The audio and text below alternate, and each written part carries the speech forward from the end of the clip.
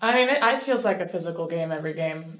Feels like it's been a physical season. But yes, I think, I feel like I've been on the ground a little bit more this series so far. But we just keep getting back up. So that's all you can really say.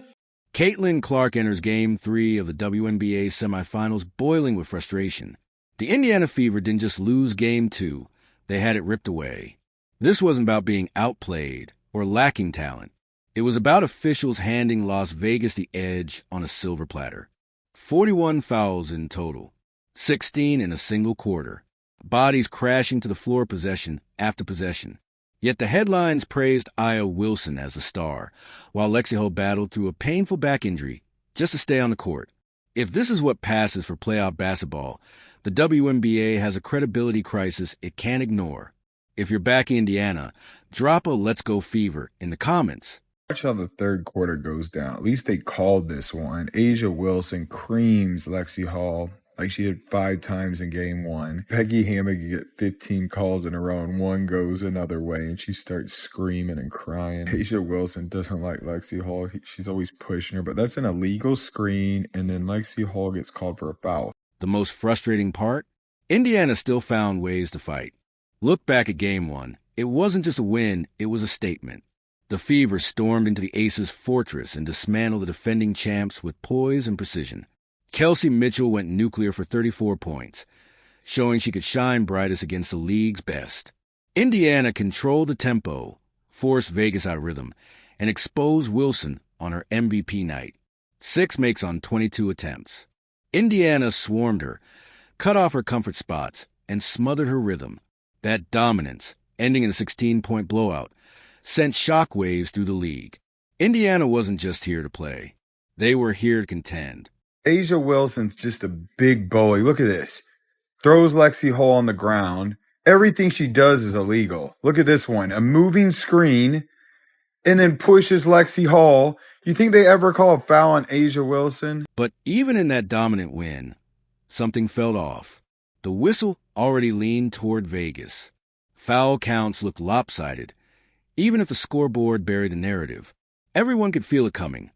The league's golden team had been embarrassed, and payback was brewing. And Asia Wilson and the Las Vegas Aces lose Game 1 on their home court to the Indiana Fever, 89-73. The Indiana Fever were in control of this game from start to finish. Vegas didn't just want to win. They wanted revenge. And the question wasn't they'd respond, but how far they'd go. The answer? Ugly. As ugly as playoff basketball gets. In the WNBA, you cannot blindside somebody and set a screen on them without enough time for letting the player being screened react. And then look at this. This one, their arms lock up. But you got to let go at some point. Like, you can't bring the person closer to you and just stay locked in while the offensive player is trying to get the rebound. But we know Asia Wilson only receives fouls. From the opening tip, the Aces ditched finesse for force. Forearms, shoulders, collisions, every trip down the floor. Refs brushed it off as playoff physicality. But 41 fouls and 16 in one quarter? That's not intensity. That's chaos. And Indiana's rhythm never stood a chance. Steph, why don't you think you were able to find any flow? And when that was the case, what are you trying to do to jumpstart things, maybe on the defense? Well, it's hard for us to find flow when there's a foul call every 10 seconds. I mean, it just really is. And when they're at the free throw line, we can't get up and down the floor. And that's a challenge. They were much more aggressive and physical defensively. We didn't counter that with our off-ball actions or with our back cuts. So they took us out of our comfort zone. I mean, offense is about rhythm. It's about timing. It's about spacing. We allowed them to do that, and they kept us from doing it. Every possession was shredded apart. A team built on pace, and flow was reduced to broken half-court scraps. Vegas, meanwhile, lived at the free throw line, turning whistles into their weapon of choice. Yeah, Lexie, obviously you were a late add to the injury report today. Just how are you feeling this morning with your back, and what do you have to do to be able to play? I mean, I'm feeling sore still, but I think just a lot of treatment, trying to get, our bodies as ready as we can be. Part of playoffs, I think, for everyone is it's the end of the season. Everyone's a little fatigued. Everyone's a little sore. So just trying to go out there and do the best I can. Yeah, a lot of treatment with our trainers. I'm really thankful for them to spend a lot of time with me today, a lot of time with me yesterday, getting me ready for tonight. No player embodied the fight more than Lexie Hull. With a back injury that should have kept her sidelined, she strapped in anyway. Vegas targeted her. Bumps, elbows, shoves. She hit the hardwood over and over, but never folded. Instead, she drained 5 3-pointers, tying a Fever playoff record. It wasn't clean. It wasn't pretty. It was pure defiance. Afterward, she admitted the pain was constant, but she kept pushing. That's not just grit. That's heart. This is what happened. They cut it to 8, and they get 4 fouls in a row. That was not a foul. That was not a foul. This is crazy. 4 consecutive fouls. So from 8, it goes to 13 really quick, and the rest was history. It looks like Howard got hit in the arm by 2 players. They don't call foul. It was a shot clock. But the rest of the game were just a whole bunch of fouls being called, people flying. And yet, the headlines worship Wilson. 25 points, 9 boards, 5 steals, 2 blocks. A box score masterpiece, right? Wrong. The reality was bruises, whistles, and collisions. Wilson didn't dominate with skill. She bulldozed her way to the line, getting calls Indiana never saw. Fans weren't fooled. They knew the game was tilted.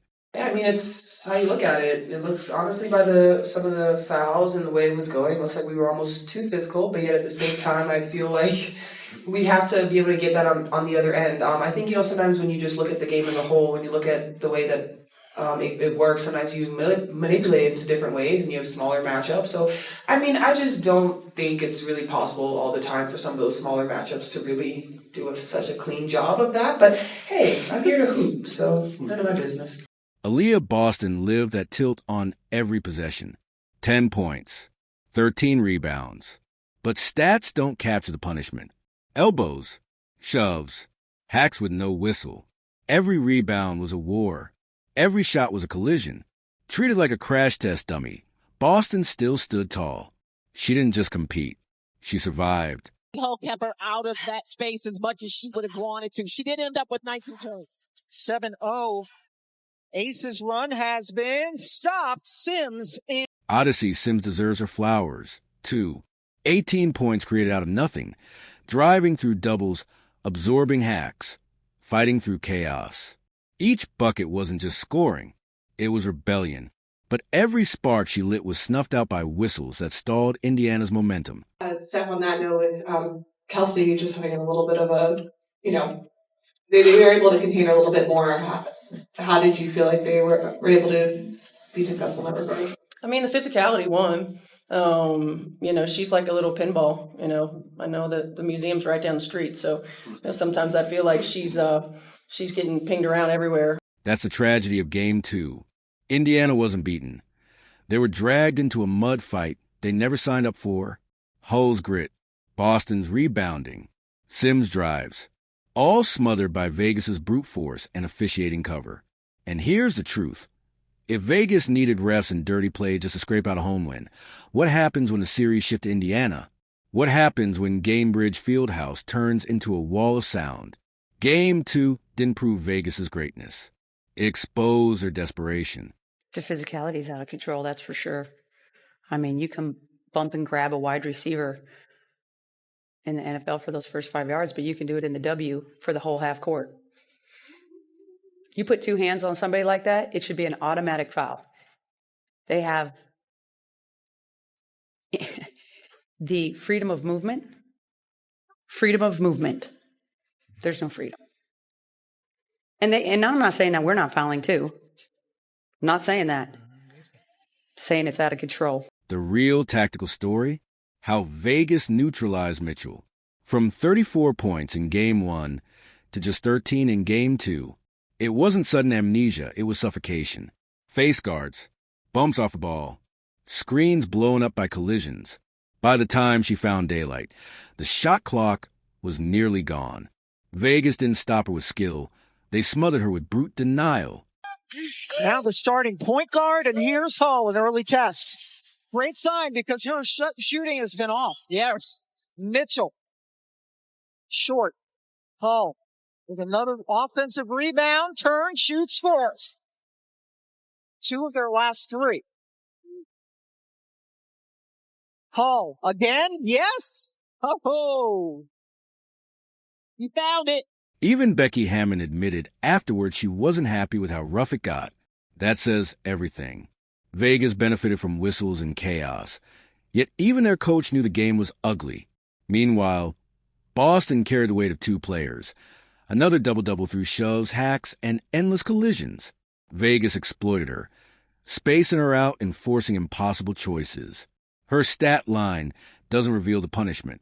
It reveals survival. Fever runs still. Lexie Hull has scored the last 6 points for Indiana with a couple of threes. Mitchell, good look. And she got it. Kelsey Mitchell in that first half had 9 points, but was just 1 of 5 from 3-point range. It was Lexie Hull doing the damage from 3, and now she's doing a Kelsey Mitchell imitation of the night. Sims gets the roll. But Lexie Hull refused to disappear. Injured, targeted, hurting. She still dropped 5 threes, tying a playoff record. Every shot was defiance. Every make was momentum. Vegas erased Mitchell. But they couldn't erase Hull's toughness. That's the kind of fight you can't teach. If I could just ask you to look forward to the series going to your home court in Indianapolis, how much is that really going to make a difference in this series, and how much does it mean to you guys to have that home court advantage? Yeah, I think it's going to be great. Our fans, they show up and they show out, and so for us just, using that, our own energy, but also using the energy in the crowd, I think it's going to be really great for us. Vegas executed their plan. But now, the chessboard flips. The series heads to Indiana, and Gainbridge Fieldhouse is no ordinary arena. It's a pressure cooker. 17,000 fans who don't let up. Every whistle echoes louder. Every run feels bigger. Every stop rattles opponents. Vegas leaned on home energy in Game 2, but now it's Indiana's turn to unleash chaos. Yeah, we're excited. I know the last time it was the first playoff game in a really long time, so to be able to have 2 more for our fans that have been there with us all season, I'm really excited for that, and we definitely do feed off of their energy, so we're really looking forward to it. That crowd matters. In Vegas, shoves on Boston vanish into silence. In Indy, 17,000 voices explode and force refs to take notice. Every fall, every no call becomes a spotlight. Home court isn't just rims and comfort. It's accountability. Mitchell, silenced once, now returns the chant of her name. Hull tapes up in battles. Boston thrives off noise. And history is on Indiana's side. Game 1 blowout, series momentum, and now a home court inferno. Vegas isn't under control. They're under pressure.